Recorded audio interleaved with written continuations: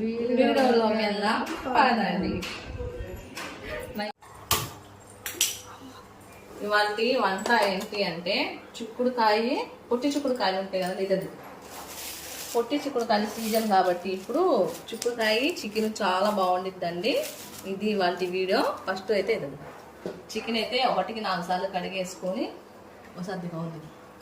తగినంత ఉప్పు, ఒక 3 ఉల్లిపాయలు, పెద్ద ఉల్లిపాయలు ఇలా కట్ చేసి పెట్టుకున్నాను, 4 పచ్చిమిర్చి, పసుపు, కొంచెం నీళ్ళు వేసుకొని ఉడకబెట్టుకోవాలండి. బాయిల్ చేసుకోవాలి. నీసు వాసన నీసు ఉంటాయి కదా, అవన్నీ నీళ్ళన్నీ ఇదైపోవాలి.